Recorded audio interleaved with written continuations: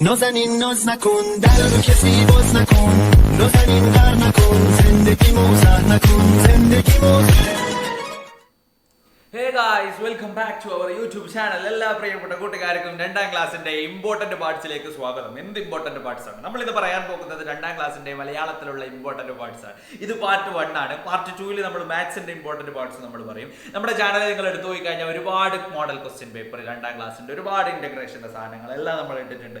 അപ്പൊ നേരെ നമ്മൾ പോകാൻ പോകുന്നത് അറിഞ്ഞു കഴിക്കാം എന്ന് പറയുന്ന പാഠമാണ്. ഈ പാഠം മുഴുവനായിട്ട് നമ്മൾ എടുത്തു പോകുന്നില്ല ഗൈസ്. നമ്മൾ ഈ പാഠത്തിലുള്ള ഇമ്പോർട്ടന്റ് ആയിട്ടുള്ള പാട്ടുകൾ മാത്രമാണ്. പാട്ടുകളോ, അത് സോങ് അല്ലേ? പാട്ടുകൾ മാത്രമാണ് നമ്മൾ പറഞ്ഞു പോകുന്നത്. Are you ready for the fight? Yes guys, we are moving on.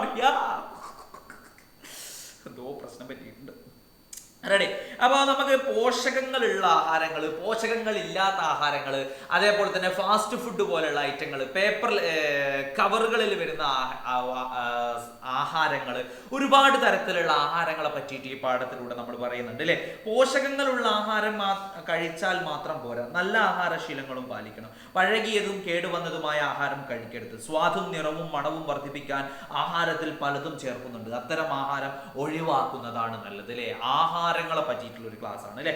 Yes guys, അപ്പോ ഇതെന്താ ആർക്കും വേണ്ടേ എന്ന് ചോദിക്കുന്നുണ്ട്. അപ്പൊ പറയുന്നുണ്ട്, നിറവും മണവും ചേർത്ത പലഹാരമൊന്നും ഞങ്ങൾക്ക് ഇനി വേണ്ട. അങ്ങനത്തെ സാധനങ്ങൾ ഞങ്ങൾക്ക് നീ എന്തരണ്ട തന്നിട്ടുണ്ടെങ്കിൽ ഓക്കെ. മക്കൾ വന്നോ, വേഗം കയ്യും മുഖവും കഴുകി വരും, ഞങ്ങൾ വേഗം വരാം. പറയാൻ എഴുതാം. ഓ മൈ ഗോഡ്, പോയോ? ഇല്ല. പ്രഭാത ഭക്ഷണം ഒഴിവാക്കരുതെന്ന് പറയുന്നത് എന്തുകൊണ്ടാണ്? ഇതൊരു ചോദ്യമാണ് കേട്ടോ. ഇതൊരു ചോദ്യമാണ്. നമ്മളോട് പരീക്ഷയ്ക്ക് ചോദിക്കും, പ്രഭാത ഭക്ഷണം ഒഴിവാക്കരുത് എന്ന് പറയുന്നത് എന്തുകൊണ്ടാണ്? നമ്മൾ പഠിച്ചതാണ് അല്ലേ. Okay, ready. അതേപോലെ തന്നെ അടുത്തത് രുചി എഴുതാം. എണ്ണ പലഹാരങ്ങൾ, എണ്ണയിൽ ചുട്ടെടുത്തവ ഏതൊക്കെയാണ് എന്നുള്ളത് നമ്മൾ വരച്ച് യോജിപ്പിക്കാൻ വേണ്ടിയിട്ടാണ്. എണ്ണയിൽ ഏതൊക്കെയാണ് ചുട്ടെടുത്തത്? ഉഴുന്നുവട, അതേപോലെ തന്നെ നെയ്യപ്പം, ബജി ഇല്ലേ. എണ്ണയിൽ ചുട്ടെടുത്തത് എന്തൊക്കെയാണെന്നുള്ളത് വരച്ച് യോജിപ്പിക്കുക, എഴുതി കൊടുക്കാം. Okay, ready. ഇനി അടുത്തൊരു സാധനം എന്താ പറഞ്ഞാൽ പായസം അല്ലേ. അതായത് ഒരു സാധനം തയ്യാറാക്കാൻ നമ്മളോട് ചോദിക്കും. ഇമ്പോർട്ടൻ്റ് ആണ്. ഒരു സാധനം എന്തെങ്കിലും തയ്യാറാക്കാൻ നമ്മളോട് ചോദിക്കും. അതിലാവശ്യമായ സാധനങ്ങൾ അരി, പാല്, പഞ്ചസാര, നെയ്യ്, അണ്ടിപ്പരിപ്പ്, ഉണക്കമുന്തിരി, ഏലക്കായ അല്ലെ. ഇതേപോലെ തയ്യാറാക്കുന്ന വിധം. ഒരു പാത്രത്തിൽ പാലെടുത്തിട്ട് പാലിനെങ്ങനെ അങ്ങോട്ടും ഇങ്ങോട്ടും ഇളക്കിയിട്ട് ഒറ്റേറാട്ട് കൊടുക്കുക, അതാണ്. ഒരു പാത്രത്തിൽ പാലെടുത്ത് അടുപ്പിൽ വെച്ച് തിളപ്പിക്കുക. പാൽ തിളച്ച് വരുമ്പോൾ അരി അതിൽ ഇടുക. അരി വെന്ത് വരുമ്പോൾ ആവശ്യത്തിന് പഞ്ചസാര ചേർത്ത് ഇളക്കുക. പിന്നെയോ അതിനുശേഷം നെയ്യിൽ വറുത്തെടുത്ത് അണ്ടിപ്പരിപ്പും ഉണക്കമുന്തിരിയും ഇടുക. ഏലക്കായ പൊടിച്ചത് ചേർക്കുക. പായസം കണ്ടോ. ഒരു സാധനം തയ്യാറാക്കുന്നത് എങ്ങനെയാണെന്നുള്ളത് നമുക്ക് അറിഞ്ഞിരിക്കണം.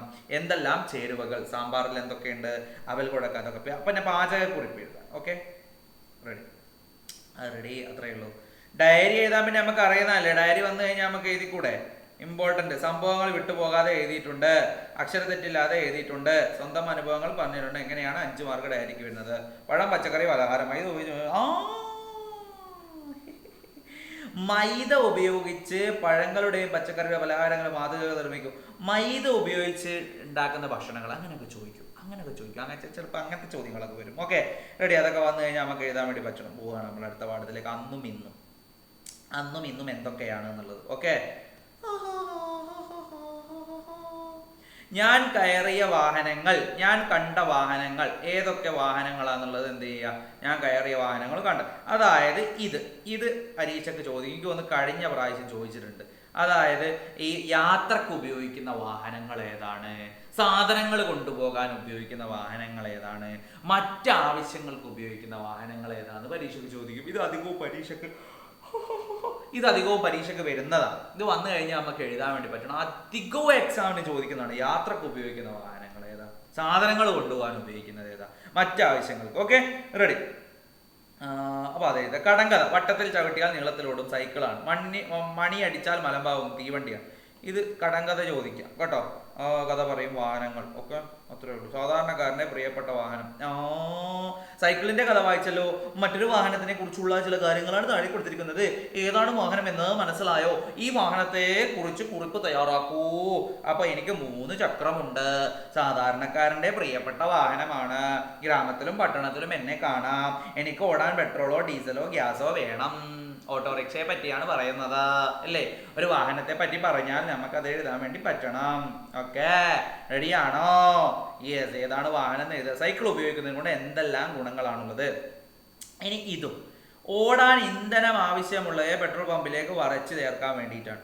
ഈ സാധനവും പരീക്ഷയ്ക്ക് വന്നാൽ നമുക്ക് എഴുതാൻ വേണ്ടി പറ്റണം. ഓടാൻ ഇന്ധനം ഉള്ളത് ഇനി ഇന്ധനമാണോ, ഇനി ഇന്ധനമാണോ, ഇനി ഇന്ധനമാണോ, ഇനി ഇന്ധനമാണോ, ഇനി ഇന്ധനമാണോ, ഇനി ഇന്ധനമാണോ, ഇനി ഇന്ധനമാണോ, ഇനി ഇന്ധനമാണോ, ഇനി ഇന്ധനമാണോ. ഓ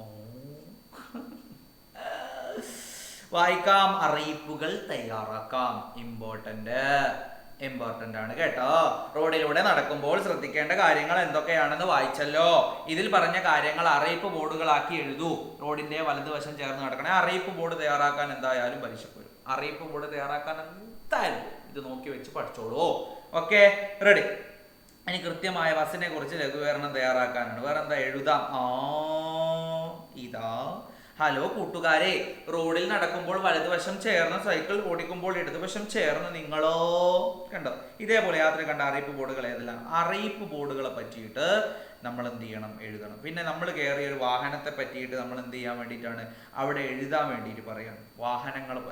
നമ്മൾ എഴുതിയ ഒരു വാഹനത്തിന്റെ ഒരു വിവരണം. നിങ്ങൾ വാഹനത്തിൽ കയറി യാത്ര ചെയ്തിട്ടുണ്ടല്ലോ, യാത്രയുടെ അനുഭവം ചേർത്ത് ഒരു വിവരണം തയ്യാറാക്കാൻ വേണ്ടിയിട്ടാണ്. Okay, ready. അപ്പോൾ ഇത്രയും കാര്യങ്ങളാണ് നമ്മളോട് പരീക്ഷയ്ക്ക് ചോദിക്കുന്നത്. ഞാൻ കുറച്ച് സാധനങ്ങൾ പറഞ്ഞു തന്നല്ലോ. ഇമ്പോർട്ടൻ്റ് അറിയിപ്പുകൾ തയ്യാറാക്കാമെന്ന് നമ്മൾ പറഞ്ഞു. ഇമ്പോർട്ടൻ്റ് ആണ് പറഞ്ഞു അല്ലേ? ഇത്രയും കാര്യങ്ങൾ നമ്മളോട് പരീക്ഷയ്ക്ക് ചോദിക്കുക. ഇത്രയും കാര്യങ്ങൾ പരീക്ഷ ചോദിച്ചാൽ നമുക്ക് എഴുതാൻ വേണ്ടി പറ്റണം. ഇമ്പോർട്ടൻ്റ് ആയിട്ടുള്ള കാര്യങ്ങൾ എന്ന് വിചാരിച്ചിട്ട് ബാക്കിയുള്ള കാര്യങ്ങളൊന്നും എഴുതണ്ടാം എന്നുള്ള കേട്ടോ. എടാ മക്കളെ, ഇത്രയും കാര്യങ്ങളാണ് ഇമ്പോർട്ടൻ്റ് ആയിട്ടുള്ള കുറേ കാര്യങ്ങൾ ഞാൻ പറഞ്ഞ് ഡിസ്കസ് ചെയ്തിട്ടുണ്ട്. അപ്പോൾ ഇതെന്തായാലും പരീക്ഷയ്ക്ക് വരാൻ ചാൻസസ് ഉള്ളതാണ്. അപ്പോൾ ബാക്കിയുള്ള കാര്യങ്ങൾ പഠിക്കേണ്ടെന്നല്ല പറഞ്ഞത്, ബാക്കിയുള്ള കാര്യങ്ങൾ കൂടെ പഠിക്കുക, ഉഷാറാക്കുക. ഫുൾ മാർക്കിങ്ങൊക്കെ എല്ലാവർക്കും സ്കോർ ചെയ്യട്ടെ എന്ന് പ്രാർത്ഥിക്കുകയാണ്. അടുത്തുള്ളൊരു വീഡിയോ വീണ്ടും കാണാം. വേറേക്കും ബൈ ബൈ ബൈ.